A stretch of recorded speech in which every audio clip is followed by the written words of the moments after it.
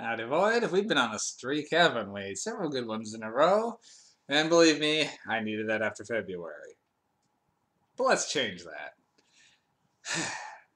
Luck had to run out at some point, and frankly, I'm not really surprised this was the one that broke the streak. There's nothing good that can come out of a movie called Bad Nun. I mean, bad is in the title, right?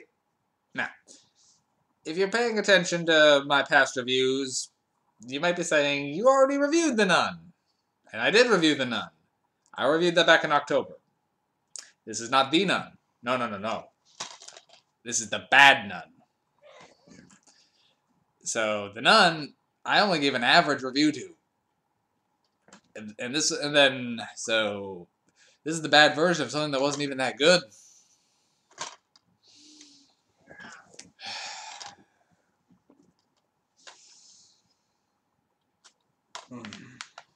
So, most of this movie consists of, well, a young lady is... There's so little plot here, it's hard to just pick a point to go. But a high school / college nondescript, could be either. Kid is... Her mother is annoyed that she's been out partying so much and not studying. So probably high school, but she seems older than that, so... Anyway, so as punishment, she's sent to a bed and breakfast out in rural nowhere just to relax and have some time off. That's her punishment? What? Vacation? I don't know. Anyway, so she gets there. It's an old monastery that was converted to a bed and breakfast. Well, it's more of a... There's a church... It's not really a monastery. There's a church next to a house, and the house used to be where a nunnery. And after meeting the eccentric owner, she's left alone at night with her friend on the way, and she spends the rest of the movie trying to shoo a nun off of her doorstep. That's pretty much it. There's a bit more to it, but that's a good chunk of it. It kind of takes a second to figure out what the heck's going on for this one, as it opens with some concerning footage of a nun and a young boy that just gives off a little bit of a creepy vibe. Okay, I'm with it so far. Then it cuts to a woman going on a blind date from an internet hookup. This movie uses a lot of phone stuff where they just got popping up on your screen. I've seen it handled worse, so I'm not going to fault it for that. And she goes to a house and it's clear something's wrong right off the bat, and she takes her way too long to realize that she should get out, but she does, and then she's killed by a nun. Then when our main character, the wayward student, she goes up to this bed and breakfast, and it's the same house, so you're already waiting for something to happen. And as our character is a complete idiot, most of what happens is pretty much on her. She makes no good decisions through this. Except for not opening the door for the nun initially. That was a good decision. So that's kind of the point where things start getting strange for her, is there's a knock on her door after dark, and it's a nun trying to get in. And it spends a lot. She keeps trying to find ways to put her off, and eventually she goes away. Then she comes back. Then she seems to go away again. Then she's warning about a man in the house. We know something happened because this movie isn't really a supernatural. It's about a knife-wielding nun, sort of. Not really. There's a twist in the film, but you can see it coming way in advance. I don't even know if it's worth hiding. In fact, if you look it on the back, you can almost see the twist right there, so it's not even trying to hide it that much, that the nun's a dude. So it's a man dressed like a nun running around stabbing folk. And yes, the title of The Bad Nun is deliberately trying to capitalize on The Nun from the Conjuring series. This movie's original title was going to be The Watcher. But in order to try to capitalize, they changed it to Bad Nun.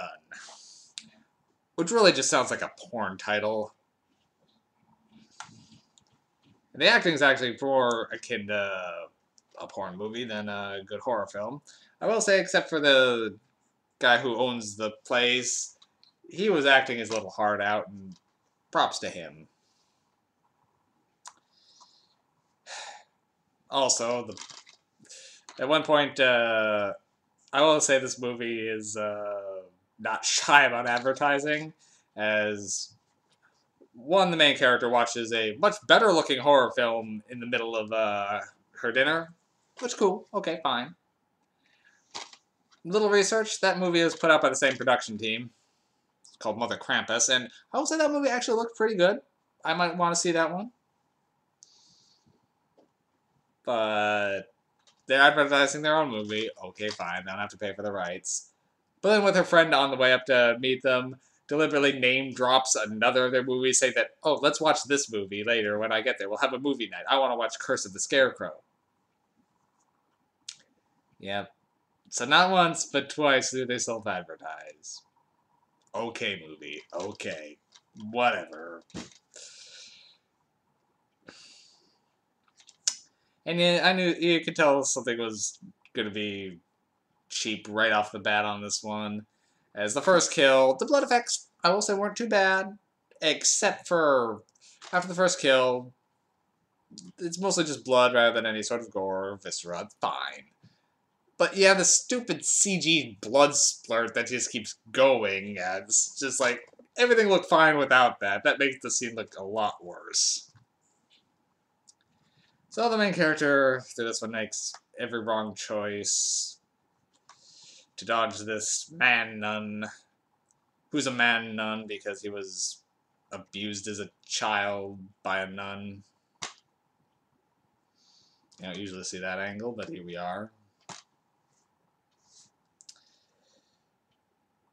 Yeah, this movie's not very good. I was debating where to put it on my MacGuffin scale because I've seen worse. I've seen a lot better. But if we're using the goalpost of when I reviewed The Nun was a 3. That was a lot better than this one, so this one couldn't be up to 3. I was going to thinking about 2, but it's boring, and a lot of it's just that. Mostly, it's them carrying on with just the nun standing at the doorway, and it's more awkward than scary. It's just like, why won't this lady leave? And her coming up with every excuse in the book, and it seems like she's ad-libbing just to try to find other excuses to give this nun, and that's another part that I have a problem with in this movie. Okay, so the nun's there at the doorstep, trying to, I want to come in out of the cold. But she keeps saying she's not the homeowner, so she can't let someone into the house. Good on her, not letting a stranger in, nun or otherwise. So she said she can't really see the nun, she can just hear the voice. And you keep getting outside pictures of the back of the nun, so we can see it's a nun. She can't see it's a nun. Then, at first she wants to talk to her about holy things, see about getting her on God's team. Turns it down. No, okay, I'll talk to then I'll talk to a minister somewhere at my home. I can't let you in. Tries again. She keeps trying to say other reasons. Oh, I brought cookies. Yeah, you're really good. That's good to it. So finally gets the nun. Then that's actually how the second come up that the nun goes. Finally gets the nun to go away again. Comes back up saying her car won't start. Okay. Still can't let you in, but can I call someone for you? So she offers to call. Then the nun, who gives, at this point is being suspicious because you gave us 2 names now, and seems to be having problems keeping her story straight, gives the name of another sister to call, as well as a phone number. So the main character doesn't call, only pretends to call to try to get the nun to go away. Which the nun calls out immediately because she gave her a fake phone number. So, okay, both these characters right now I'm having problems with. But, so we know the nun out there is bad news, is seeming to be trying to be bad news and get inside. So her giving a fake phone number makes sense to try to lure her into a trap. But if the girl inside offered to make a phone call, why would you fake the phone call? Now, cell reception has been spotty here, but up to recently, her cell phone was working up to that point, so it didn't show her having cell problems at that moment. So why wouldn't she just actually try calling instead of deliberately messing with us? Then the movie does get a little clever with the nun saying that she sees that okay, I have not been entirely truthful about why I'm here. I'm trying to get in because then there's a man I recognize I saw in your window who's here, and he's not safe to be around. So it does an okay job making unsure if whether the nun was just being suspicious because she was trying to help this person, or if she's actually lying about there being someone up there. That I wasn't quite sure on. I knew who the main killer was by that point already, but I didn't know where this particular little bit was going. So that's the one part of the movie to get me. But it isn't enough to pull this movie up to even a 2, since it's almost all that her talking to a doorway and then us seeing the back head of a nun. This movie is 94 minutes. I'd say we spend a good 20 to 30 minutes with her talking to a nun on the doorstep. So, 1 MacGuffin. All I can give it. 1 MacGuffin for Bad Nun. Bad Nun. Bad movie. No. No, no, no, no. Not worth the time. Some mockbusters can be fun. This ain't one of them. Thank you, Dollar Tree, for at least making me not have to pay much for this one. Ta.